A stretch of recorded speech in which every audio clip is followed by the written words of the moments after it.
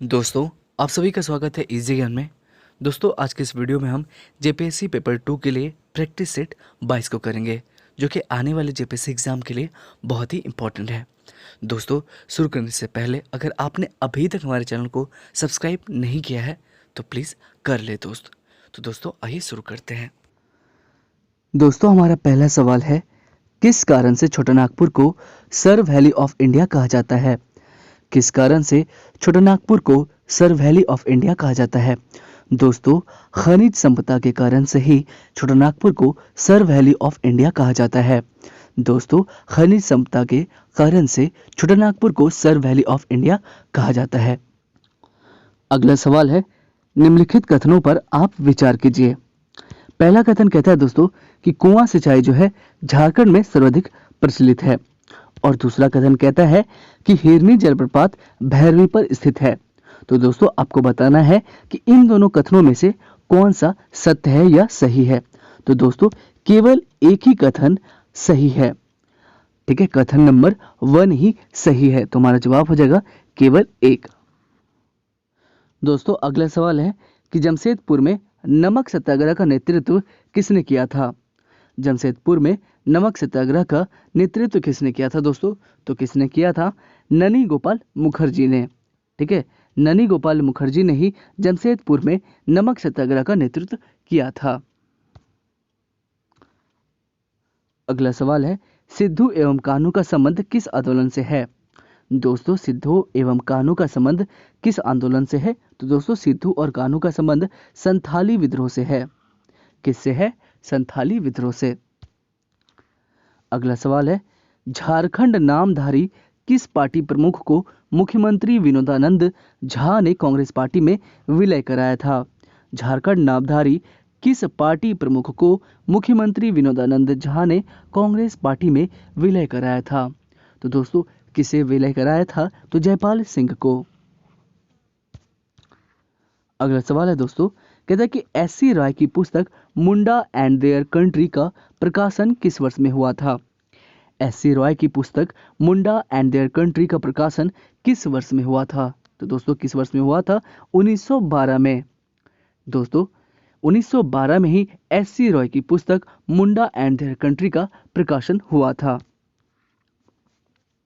अगला सवाल है कि 1962 के विधानसभा चुनाव में मुर्गा चुनाव चिन्हधारी राजनीतिक दल ने कितनी सीटें जीती थी? 1962 के विधानसभा चुनाव में मुर्गा चुनाव चिन्हधारी राजनीतिक दल ने कितनी सीटें जीती थी? तो दोस्तों, इन्होंने 20 सीटें जीती थी। कितनी सीटें? 20 सीटें। दोस्तों, हमारा अगला सवाल है कि निम्नलिखित कथनों पर आप विचार करें। पहला कथन कहता है कि 1939 ईस्वी में छोटानागपुर कैथोलिक सभा की स्थापना की गई थी, और हमारा अगला कथन कहता है कि भगीरथी मांझी का जन्म गोड्डा जिले के तलडीहा गांव में हुआ था। दोस्तों, पहला कथन क्या कहता है कि 1939 ईस्वी में छोटानागपुर कैथोलिक सभा की स्थापना की गई थी, और दूसरा कथन कहता है कि भगीरथी मांझी का जन्म गोड्डा जिले के तलेडीहा गांव में हुआ था। तो दोस्तों, आपको बताना है कि इन दो कथनों में से कौन सा कथन हमारा सत्य है। तो दोस्तों, हमारा पहला कथन ही सत्य है। तो हमारा जवाब हो जाएगा केवल एक। अगला सवाल है, छोटानागपुर टेनेंसी एक्ट के प्रावधानों को शिथिल करने में किसका हाथ है? छोटानागपुर टेनेंसी एक्ट के प्रावधानों को शिथिल करने में किसका हाथ है दोस्तों? तो दोस्तों, किसका हाथ है? बिहार सरकार का। दोस्तों, छोटानागपुर टेनेंसी एक्ट के प्रावधानों को शिथिल करने में बिहार सरकार का ही हाथ है। अगला सवाल है, कोल विद्रोह को दबाने के लिए सी एंड स्ले का आदेश किसने दिया था? कोल विद्रोह को दबाने के लिए सी एंड स्ले का आदेश किसने दिया था दोस्तों? तो किसने दिया था? कैप्टन विल्किंसन ने ही जो है सी एंड स्ले का आदेश दिया था।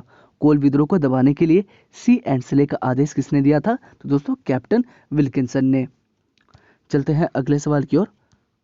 दोस्तों, हमारा अगला सवाल है कि छोटानागपुर राज्य में कर निर्धारण परहा पंचायत के माध्यम से तय होता था। हिसाब किताब रखने वाले को बही को, ठीक है, हिसाब किताब रखने वाले बही को क्या कहा जाता था? दोस्तों, छोटानागपुर राज्य में कर निर्धारण परहा पंचायत के माध्यम से तय होता था। हिसाब किताब रखने वाले बही को क्या कहा जाता था दोस्तों? तो क्या कहा जाता था? बही पंच कहा जाता था। हमारा जवाब हो जाएगा ऑप्शन नंबर टी, बही पंच। अगला सवाल है दोस्तों कि मुगल काल में झारखंड में कई आक्रमण हुए, मुख्य कारण क्या थी। मुगल काल में वैसे तो झारखंड में कई आक्रमण हुए, लेकिन इसका मुख्य कारण, मुख्य वजह क्या था दोस्तों। तो दोस्तों इसका वजह था हीरा प्राप्ति के लिए। दोस्तों हीरा को प्राप्त करने के उद्देश्य से ही मुगल काल में झारखंड में कई आक्रमण हुए थे।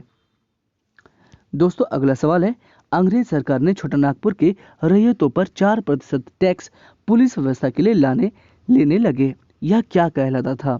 ठीक है, अंग्रेजी सरकार ने छोटानागपुर के रैयतों पर 4% टैक्स पुलिस व्यवस्था के लिए लेने लगे, यह दोस्तों क्या कहलाता था। दोस्तों इसे कहते थे वरदोज। क्या कहते थे, वरदोज।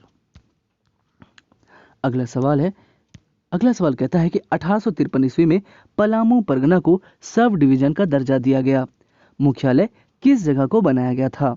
ठीक है दोस्तों, कहता है कि 1853 ईस्वी में पलामू परगना को सब डिवीजन का दर्जा दिया गया था, मुख्यालय आखिर किस जगह को बनाया गया था। तो दोस्तों कोरंदा को बनाया गया था। अगला सवाल है, अप्रैल 1869 से मार्च 1880 तक मानभूम जिले में किया गया सर्वे किस नाम से जाना जाता है। अप्रैल 1869 से मार्च 1880 तक मानभूम जिले में किया गया सर्वे किस नाम से जाना जाता है। दोस्तों किस नाम से जाना जाता है, रखालदास सर्वे के नाम से जाना जाता है। दोस्तों हमारा अगला सवाल है कि छोटानागपुर के नागवंशी महाराजा के अंतिम वारिस कौन थे, जिन्हें विधायक होने का भी गौरव प्राप्त है। छोटानागपुर के नागवंशी महाराजा के अंतिम वारिस कौन थे, जिन्हें विधायक होने का भी गौरव प्राप्त है। दोस्तों तो दोस्तों किसे गौरव प्राप्त है, गोपाल शरण नाथ सहदेव का। किसे प्राप्त है, गोपाल शरण नाथ सहदेव। ये छोटानागपुर के नागवंशी महाराजा के अंतिम वारिस थे, जिन्हें विधायक होने का भी गौरव प्राप्त है। अगला सवाल है, किस नागवंशी महाराजा को नागपुरी भाषा का प्रथम कवि होने का ऐतिहासिक महत्व प्राप्त है। किस नागवंशी महाराज को नागपुरी भाषा का प्रथम कवि होने का ऐतिहासिक महत्व प्राप्त है। तो दोस्तों किसे महत्व प्राप्त है ऐतिहासिक, तो रघुनाथ शाही को। चलते हैं दोस्तों अगले सवाल की ओर। हमारा अगला सवाल हमसे कहता है कि नागवंशी राजाओं के कालक्रम अनुसार फनी मुकुट राय का स्थान किस क्रम में है। नागवंशी राजाओं के कालक्रम के अनुसार फनी मुकुट राय का स्थान किस क्रम में है दोस्तों, तो पहले क्रम में है। दोस्तों हमारा अगला सवाल है कि दिए गए में से कौन ब्रिटिश अधिकारी छोटानागपुर राज्य के मैनेजर के रूप में कार्य करते थे। कौन से ऐसे ब्रिटिश अधिकारी हैं जो छोटानागपुर राज्य के मैनेजर रूप में कार्य करते थे। तो दोस्तों कौन कार्य करते थे, जीके वेबस्टर।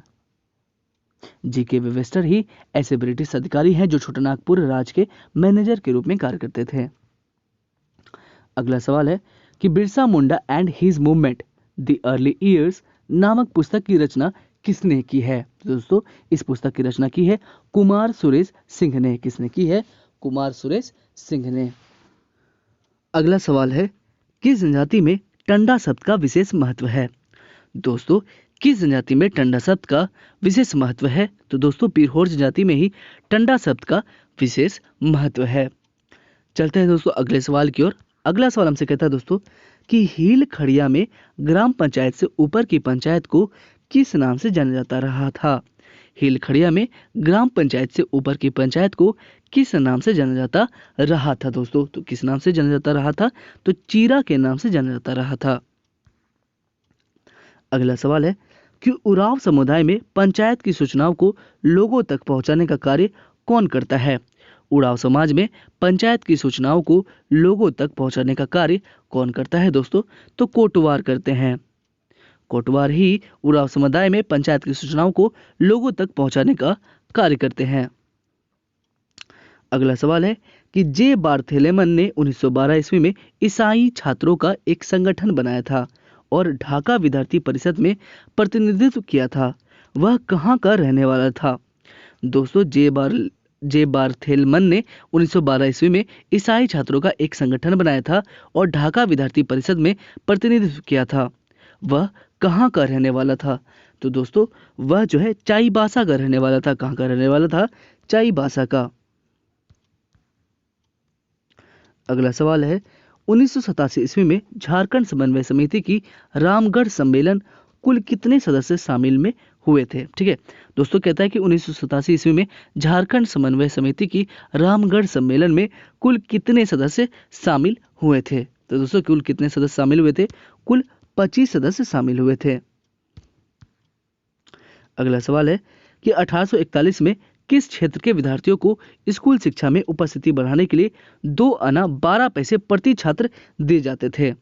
1841 में किस क्षेत्र के विद्यार्थियों को स्कूल शिक्षा में उपस्थिति बढ़ाने के लिए 2 आना अर्थात 12 पैसे प्रति छात्र दिए जाते थे। तो दोस्तों चाईबासा में। अगला सवाल है कि the Cambridge history of India के लेखक डब्ल्यू हैंग ने झारखंड इतिहास के मध्यकाल में किसे झारखंड का सुल्तान कहा है। तो दोस्तों किसे झारखंड का सुल्तान कहा है, तो आदिल शाह द्वितीय को ही झारखंड का सुल्तान कहा है।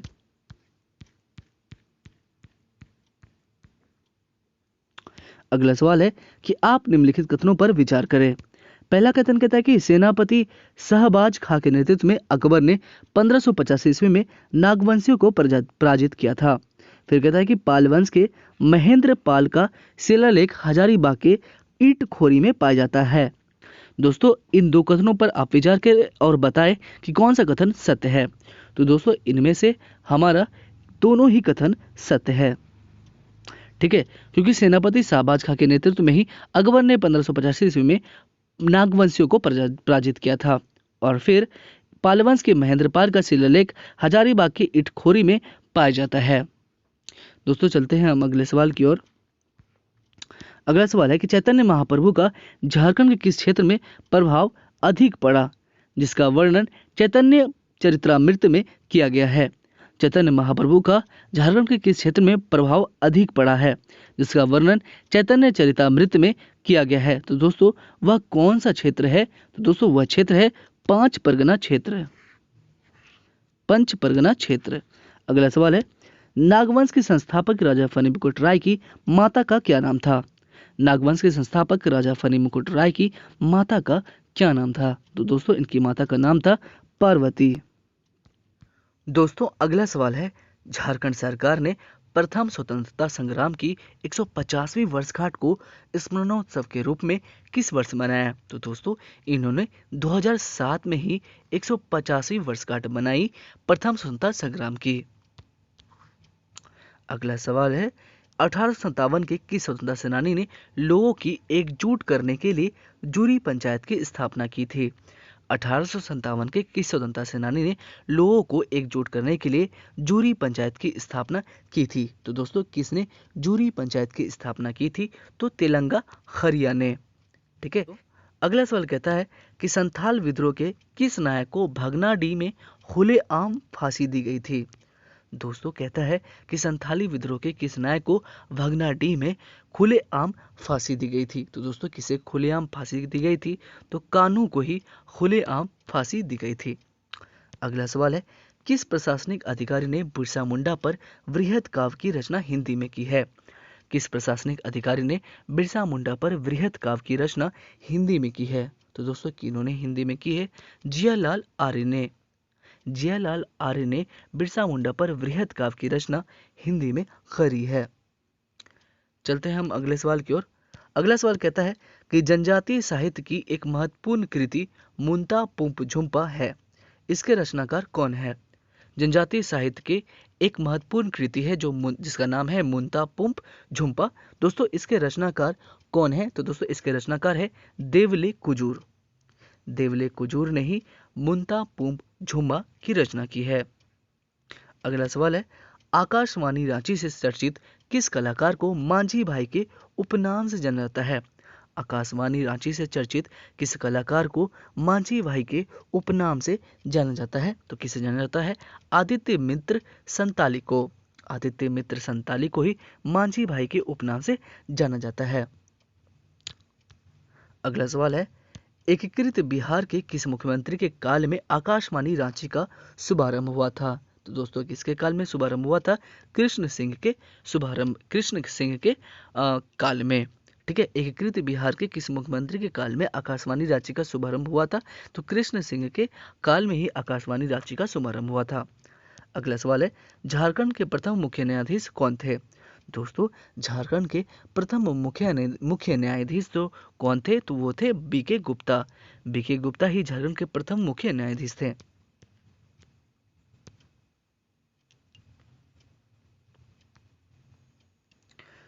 दोस्तों, अगला सवाल है कि हिप हिप हुर्रे नामक हिंदी फिल्म का फिल्मांकन झारखंड के किस विद्यालय से संबंधित है? हिप हिप हुर्रे नामक हिंदी फिल्म का फिल्मांकन जो है झारखंड के किस विद्यालय से संबंधित है दोस्तों? तो किस विद्यालय से संबंधित है? विकास विद्यालय रांची से। अगला सवाल है, 1975 से 76 के आसपास मुंडा समुदाय में पढ़ा व्यवस्था को पुनः जागरूक करने में किसने अग्रणी भूमिका निभाई थी? दोस्तों, 1975 से 76 के आसपास मुंडा समुदाय में पढ़ा व्यवस्था को पुनः जागरूक करने में किसने अग्रणी भूमिका निभाई थी दोस्तों? तो किसने अग्रणी भूमिका निभाई थी? तो सुखाराम धानमुंडा ने। सुखराम धानमुंडा ने ही 1975 से 76 के आसपास मुंडा समुदाय में पढ़ा व्यवस्था को पुनः जागरूक करने में अग्रणी भूमिका निभाई थी। अगला सवाल है, संथाल परगना का प्रसिद्ध हिजला मेला किस नदी के तट पर लगता है? दोस्तों, संथाल परगना का प्रसिद्ध हिजला मेला जो है ये किस नदी के तट पर लगता है? तो दोस्तों, ये मयूराक्षी नदी के तट पर लगता है। अगला सवाल है, गिरिडीह जिले के किस जगह पर श्वेतांबरी जैनियों का तीर्थ स्थल है? दोस्तों, गिरिडीह जिले के किस जगह पर श्वेतांबरी जैनियों का तीर्थ स्थल है? तो दोस्तों, मधुवन में। अगला सवाल है, परंपरागत लोक नृत्य रांचा का संबंध किस जनजाति से है? परंपरागत लोक नृत्य रांचा का संबंध किस जनजाति से है दोस्तों? तो दोस्तों, इसका संबंध है मुंडा जनजाति से। दोस्तों, हमारा अगला सवाल हमसे कहता है कि दोंगेड़ नृत्य के नृत्यकर्ता कौन रहते हैं? दोस्तों, दोंगेड़ नृत्य के नृत्यकर्ता कौन रहते हैं? तो पुरुष रहते हैं। कौन रहते हैं? पुरुष। अगला सवाल है कि ऑपरेशन धनवंतरी नामक अभियान किस क्षेत्र में चलाई जा रही है? ऑपरेशन धनवंतरी नामक अभियान जो है ये किस क्षेत्र में चलाई जा रही है दोस्तों? तो दोस्तों, ये नकली औषधि, ठीक है, नकली औषधि की बिक्री को रोकने के लिए ही चलाई जा रही है ऑपरेशन धनवंतरी। अगला सवाल है, स्कूली स्तर पर हॉकी के क्षेत्र में अखिल भारतीय स्तर पर अधिक टूर्नामेंट जीतने वाली स्कूल टीम कौन है? स्कूली स्तर पर हॉकी के क्षेत्र में अखिल भारतीय स्तर पर अधिक टूर्नामेंट जीतने वाली स्कूल टीम कौन सी है दोस्तों? तो कौन सी है? खूंटी। अगला सवाल है, झारखंड में रक्षा शक्ति विश्वविद्यालय कहाँ स्थापित होने जा रहा है? झारखंड में रक्षा शक्ति विश्वविद्यालय दोस्तों ये कहाँ स्थापित होने जा रहा है? तो दोस्तों, इसकी स्थापना हो रही है खूंटी में। अगला सवाल है कि राज्य अखिल भारतीय एवं अंतर्राष्ट्रीय स्तर पर कई पुरस्कार जीत चुकी है। अरुणा मिश्रा का संबंध किस खेल से है? तो दोस्तों, इसका संबंध है बॉक्सिंग से। अगला सवाल है कि इनमें से किसका असुंता लकड़ा, मरिता तिर्की, पुष्पा प्रधान का संबंध हॉकी से है? दोस्तों, इनमें से किसका, आपके पास ऑप्शन है असुंता लकड़ा, मरिता तिर्की और पुष्पा प्रधान। आपसे पूछ रहा है कि किसका जो है संबंध हॉकी से है? तो दोस्तों, किसका संबंध है? दिए गए सभी से ही जो है हॉकी का संबंध है। दोस्तों, हमारा अगला सवाल है कि झारखंड विधानसभा में प्रथम मनोनीत सदस्य होने का गौरव किसे प्राप्त है? झारखंड विधानसभा में प्रथम मनोनीत सदस्य होने का गौरव किसे प्राप्त है दोस्तों? तो जेपी गोल्स्टन को। जेपी गोल्स्टन को ही झारखंड विधानसभा में प्रथम मनोनीत सदस्य होने का गौरव प्राप्त है। अगला सवाल है, झारखंड निवासी हरेंद्र ठाकुर का नाम किस क्षेत्र में जग प्रसिद्ध है? झारखंड निवासी हरेंद्र ठाकुर का नाम किस क्षेत्र में जग प्रसिद्ध है दोस्तों? तो किस क्षेत्र में? चित्रकारी क्षेत्र में। अगला सवाल है, राज्य में लोकसभा चुनाव की कितनी सीटें अनारक्षित है? राज्य में लोकसभा चुनाव की कितनी सीटें अनारक्षित है दोस्तों? तो कितनी सीटें? 8 सीटें अनारक्षित है। चलते हैं दोस्तों अगले सवाल की ओर। हमारा अगला सवाल हमसे कहता है कि रूबी नामक खनिज प्रकार का संबंध किस खनिज संपदा से है? रूबी नामक खनिज प्रकार का संबंध किस खनिज संपदा से है दोस्तों? तो किस खनिज संपदा से? अभ्रक से है। अगला सवाल है कि खुला खनन का कोयला क्षेत्र का सबसे बड़ा उत्पादक कौन सा जगह केंद्रित है। खुला खनन का कोयला क्षेत्र का सबसे बड़ा उत्पादक कौन सा जगह केंद्रित है। तो दोस्तों कौन सा जगह केंद्रित है, तो ललमटिया। अगला सवाल है, निम्न में से किसने रेडिकल डेमोक्रेटिक पार्टी की स्थापना की थी। निम्न में से किसने रेडिकल डेमोक्रेटिक पार्टी की स्थापना की थी दोस्तों। तो दोस्तों किसने की थी रेडिकल डेमोक्रेटिक जो है पार्टी की स्थापना किसने की थी। तो दोस्तों मानवेंद्र नाथ रॉय ने ही रेडिकल डेमोक्रेटिक पार्टी की स्थापना की थी। अगला सवाल है, कितना प्रतिशत जनता जनगणना 2011 के आधार पर झारखंड के गांव में रहती है। दोस्तों कितना परसेंटेज जनता जो है जनगणना 2011 के आधार पर के बेस पर झारखंड के गांव में रहती है। तो दोस्तों कितने गांव पे रहती है, 75.95%। अगला सवाल दोस्तों कहता है कि किस पंचवर्षीय योजना में औरंगा जलाशय परियोजना का शुभारंभ हुआ था। किस पंचवर्षीय योजना में औरंगा जलाशय परियोजना का शुभारंभ हुआ था दोस्तों। तो दोस्तों 7वीं पंचवर्षीय योजना में औरंगा जलाशय परियोजना का शुभारंभ हुआ था। अगला सवाल है, पंचायत जल विद्युत केंद्र की स्थापना किस वर्ष में की गई थी। पंचायत जल विद्युत केंद्र की स्थापना किस वर्ष में की गई थी दोस्तों। तो किस वर्ष में की गई थी, 1959 में, 1959 में ही पंचायत जल विद्युत केंद्र की स्थापना की गई थी। दोस्तों चलते हैं हम अगले सवाल की ओर। कहता है कि बादाम पहाड़ का संबंध किस खनिज तत्व से है। बादाम पहाड़ का संबंध किस खनिज तत्व से है दोस्तों। तो दोस्तों किस खनिज तत्व से है, लौह अयस्क से है। अगला सवाल है, चतरा से बगोदर तक कौन सा राष्ट्रीय राजमार्ग की सड़क है। दोस्तों चतरा से बगोदर तक NH 100 राष्ट्रीय मार्ग की सड़क है। चलते हैं हम अगले सवाल की ओर। हमारा अगला सवाल हमसे कहता है कि किस राजकीय मार्ग का निर्माण समय पर न होने से झारखंड सरकार भंग हो गई थी। तो दोस्तों SH40 का, ठीक है, SH40 का निर्माण समय पर न होने से झारखंड सरकार भंग हो गई थी। अगला सवाल है दोस्तों, कहता है कि दिए गए में से कौन भाषा सदानी भाषा नहीं मानी जाती है। तो दोस्तों अंगिका भाषा जो है ये सदानी भाषा नहीं मानी जाती है। दोस्तों अगला सवाल है कि शासन देरी का संबंध किस जनजाति समुदाय से है। दोस्तों शासन देरी का संबंध मुंडा जनजाति समुदाय से है। अगला सवाल है, दिए गए में से कौन झारखंड प्रदूषण बोर्ड के अध्यक्ष रह चुके हैं। दिए गए में से झारखंड प्रदूषण बोर्ड के अध्यक्ष दोस्तों कौन रह चुके हैं, तो ठाकुर बाल मुकुंद नाथ सदैव। ठाकुर बाल मुकुंद नाथ सदैव जो है झारखंड प्रदूषण बोर्ड के अध्यक्ष रह चुके हैं। अगला सवाल है, झारखंड राज्य में न्यूनतम वन प्रतिशत वाले जिले कौन से हैं। दोस्तों झारखंड राज्य में न्यूनतम वन प्रतिशत वाले जिले कौन से हैं दोस्तों, तो जामताड़ा ही झारखंड राज्य में न्यूनतम वन प्रतिशत वाले जिले हैं। अगला सवाल है, वैद्यनाथ मंदिर का निर्माण किस राजा ने करवाया था। वैद्यनाथ मंदिर का निर्माण किस राजा ने करवाया था, तो दोस्तों राजा पूरनमल ने ही वैद्यनाथ मंदिर का निर्माण कराया था। चलते हैं दोस्तों अगले सवाल की ओर। कहता है कि संताली भाषा की सरकार द्वारा मान्य लिपि क्या है। संताली भाषा की सरकार द्वारा मान्यता प्राप्त लिपि क्या है दोस्तों। तो दोस्तों आलोचकी ही संताली भाषा की सरकार द्वारा मान्य लिपि है। अगला सवाल है, रांची दूरदर्शन की स्थापना किस वर्ष में हुई थी। दोस्तों रांची दूरदर्शन की स्थापना 1984 ईस्वी में हुई थी। कब हुई थी, 1984 ईस्वी में। अगला सवाल है कि रांची दूरदर्शन के किस निर्देशक को भ्रष्टाचार के आरोप में गिरफ्तार किया गया था। तो दोस्तों शैलेश पंडित को ही भ्रष्टाचार के आरोप में गिरफ्तार किया गया था। अगला सवाल है कि बुंडू अनुमंडल के किस मंदिर को भारतीय पुरातत्व सर्वेक्षण विभाग ने राष्ट्रीय धरोहर घोषित किया है। तो दोस्तों किसे राष्ट्रीय धरोहर घोषित किया है, तो हराडीह मंदिर को राष्ट्रीय धरोहर घोषित किया है। अगला सवाल है, झारखंड उच्च न्यायालय ने सरकार को स्पीड गवर्नर को 31 जुलाई तक लागू करने का निर्देश दिया है। यह किससे संबंधित है। तो दोस्तों यह किससे संबंधित है, यह जो है सड़क दुर्घटना में कमी लाने से है। दोस्तों झारखंड उच्च न्यायालय ने सरकार को स्पीड गवर्नर को 31 जुलाई तक लागू करने का निर्देश दिया है। यह सड़क दुर्घटना में कमी लाने से संबंधित है। अगला सवाल है कि जिला संवर्धन समिति ने जिला में किन किन पर्यटन स्थलों का सौंदर्यीकरण के लिए चिन्हित किया है। जिला संवर्धन समिति ने जिला में किन किन पर्यटन स्थलों को सौंदर्यीकरण के लिए चिन्हित किया है?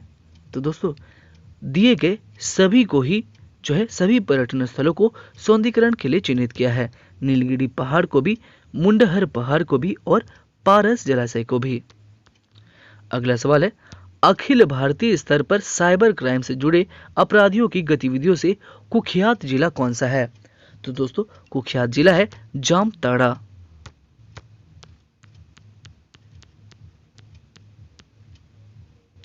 दोस्तों अगला सवाल है, राज्य के किस पंचायत ने शराब बनाने पर 20,000, बेचने पर 10,000 एवं पीने पर 5,000 रुपए का जुर्माना लगाने की घोषणा की है?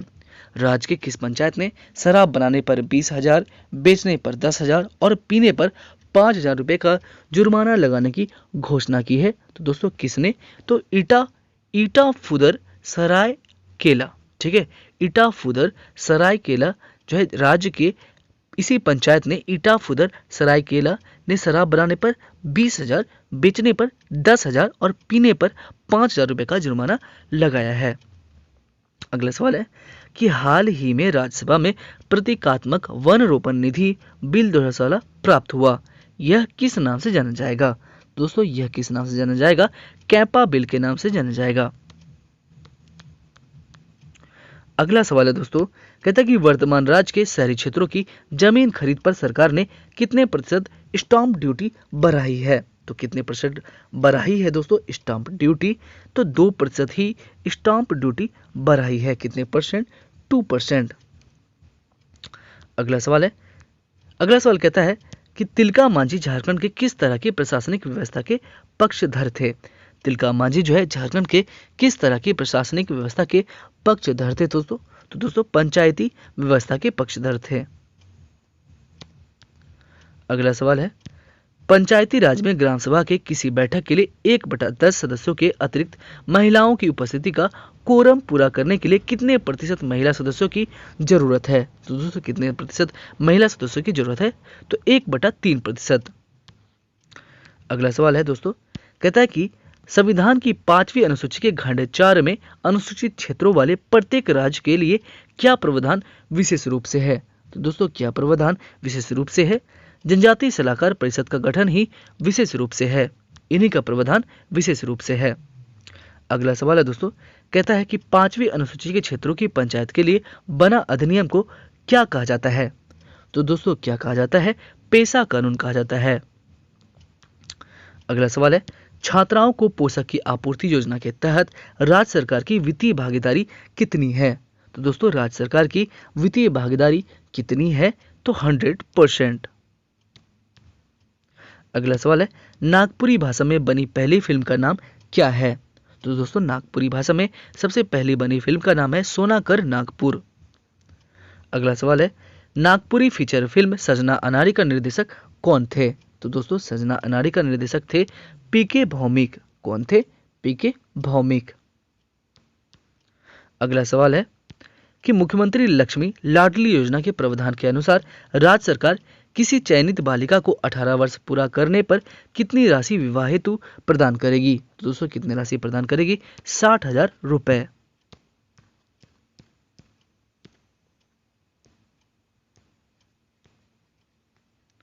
अगला सवाल है, खेल प्रशिक्षक नरेंद्र सिंह का संबंध किस खेल के साथ है? दोस्तों खेल प्रशिक्षक नरेंद्र सिंह का संबंध हॉकी खेल से है। किस खेल से है? हॉकी खेल से। चलते हैं दोस्तों अगले सवाल की ओर। अगला सवाल कहता है दोस्तों कि झारखंड की पृष्ठभूमि पर विल्किंसन रूल किस क्षेत्र विशेष को ध्यान में रखकर बनाया गया था? दोस्तों हमारा सवाल हमसे कहता है कि झारखंड की पृष्ठभूमि पर विल्किंसन रूल किस क्षेत्र विशेष को ध्यान में रखकर बनाया गया था? तो दोस्तों कोल्हान क्षेत्र को विशेष ध्यान में रखकर ही झारखंड की पृष्ठभूमि पर विल्किंसन रूल बनाया गया था। दोस्तों अगला सवाल है कि वाराणचिति लिपि का विकास में किसका योगदान ऐतिहासिक माना जाता है? तो दोस्तों किसका योगदान जो है ऐतिहासिक माना जाता है? तो लाखों बोदरा का योगदान ऐतिहासिक माना जाता है। अगला सवाल है कि लाख के संदर्भ में निम्नलिखित कथनों पर आप विचार कीजिए। आपके पास दो कथन है। पहला कथन कहता है कि भारत में झारखंड ही अकेले कुल उत्पादन का 50% पैदा करता है। फिर झारखंड में इन कीड़ों को लगाने का कार्य सर्वाधिक पलाश, बेर तथा कुसुम के वृक्षों पर होता है। दोस्तों आपको बताना है कि इन निम्नलिखित में से कौन सा कथन सत्य है। तो दोस्तों दोनों ही कथन हमारे क्या हो जाएंगे, सत्य हो जाएंगे। अगला सवाल है कि असुरों की भाषा असुरी किस भाषा समूह की भाषा है। असुरों की भाषा असुरी किस भाषा समूह की भाषा है दोस्तों। तो किस भाषा समूह की, प्रोटो ऑस्ट्रेलियाड समूह की भाषा है। अगला सवाल हमसे कहता है दोस्तों कि सीएनटी एक्ट की अध्याय धारा, ठीक है, सीएनटी की अध्याय की धारा 50 के संदर्भ में निम्नलिखित कथनों पर आप विचार करें। पहला कहता है कि अगर किसी जोत का मंदिर कब्र आदि से संबंधित होने पर उपायुक्त भूमि अर्जन को प्रतिकृत नहीं कर सकेगा। फिर कहता है कि राज्य सरकार खनन कार्य के लिए किसी भूमि हेतु उपायुक्त को प्रतिकृत कर सकेगा। तो आपको बताना है कि दोनों कथनों में से कौन सा कथन सत्य है दोस्तों। तो दोस्तों कौन सा कथन सत्य है, दोनों ही कथन हमारे सत्य है। अगला सवाल है संथाल जनजाति की मिश्कीय कथा के अनुसार इनका आदि पुरुष कौन है दोस्तों। तो दोस्तों इनका आदि पुरुष है पिलुच हडाम। कौन है, पिलचू हडाम ही इनके आदि पुरुष है। दोस्तों संथाली जनजाति की मिथकीय कथा के अनुसार इनका आदि पुरुष है पिलचू हडाम। दोस्तों जनसंख्या की दृष्टि से संथाल जनजाति झारखंड की सबसे बड़ी जनजाति है। ये मुख्य रूप से झारखंड के संथाल परगना में निवास करते हैं। प्रजाति दृष्टि से इन्हें क्या कहते हैं, किस श्रेणी में रखा गया है, तो प्रोटो ऑस्ट्रेलियाड श्रेणी में रखा गया है। दोस्तों हमारा अगला सवाल है कि संथाल प्रगना भूधारण अनुपूरक नियमावली 1950 के अंतर्गत धारा 4 का संबंध किससे है दोस्तों। तो दोस्तों धारा 4 का संबंध किससे है, ग्राम प्रधान के कर्तव्य निर्वहन से संबंधित है। अगला सवाल है संसद आदर्श ग्राम योजना के लिए रांची लोकसभा से किस ग्राम का चयन किया गया है। तो दोस्तों किस ग्राम का चयन किया गया है, हड़ाप का ही चयन किया गया है।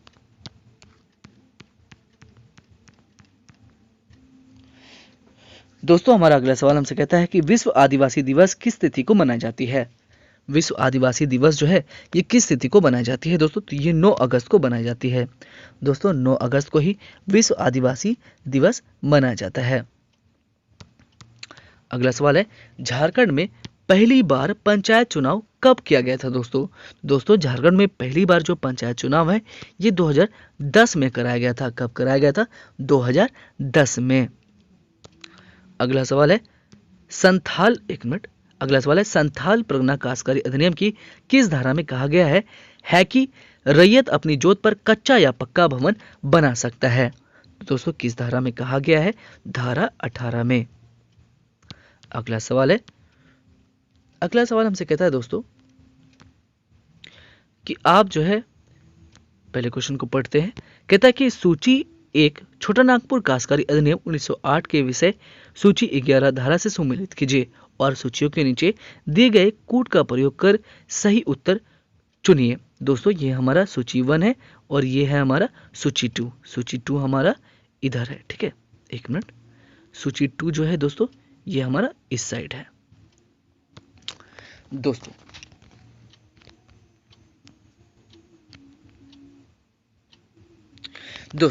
पहला हमारा कहता है लगान भुगतान के लिए अधिभोगी रैयत की बाध्यता। लगान भुगतान के लिए अधिभोगी रैयत की बाध्यता। तो दोस्तों इसका वर्णन जो है किस धारा में है। तो दोस्तों इसका वर्णन है धारा 24 में। किस में है, धारा 24 में ही इसका वर्णन है। नेक्स्ट कहता है कि वे रीतियां जिनसे अधिभोगी रैयत का लगान बढ़ाया जा सकेगा। तो ये किस धारा में, धारा 27 में। दोस्तों फिर हमसे कहता है दोस्तों कि अनाधिभोगी रैयत के लगान की वृद्धि की शर्तें किस धारा में है। तो धारा 40 में है। और न्यायालय आदेश के अधीन रैयत अधिकार के विक्रम पर प्रतिबंध किस धारा में है। तो दोस्तों धारा नंबर 47 में है। ठीक है दोस्तों, तुम्हारा जवाब हो जाएगा ऑप्शन नंबर ए।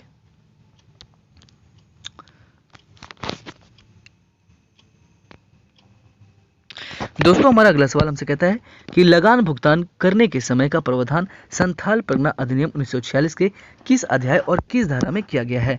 तो दोस्तों किस अध्याय और किस धारा में किया गया है। तो धारा 43 के को और अध्याय 5 में किया गया है। अगला सवाल है कि संथाल परगना भूधारण अनुपूरक उपबंध अधिनियम 1949 में कुल कितने अध्याय एवं धाराएं हैं। तो दोस्तों कुल कितने अध्याय एवं धाराएं हैं। तो दोस्तों हमारा जवाब हो जाएगा कुल 9 अध्याय और 72 धाराएं हैं। कितने अध्याय हैं? 9 अध्याय और 72 धाराएं। कि उपायुक्त द्वारा संज्ञेय विषयों की न्यायिक प्रक्रिया का वर्णन सीएनटी एक्ट के किस अध्याय में है? तो दोस्तों सीएनटी एक्ट के किस अध्याय में है? अध्याय 16 में।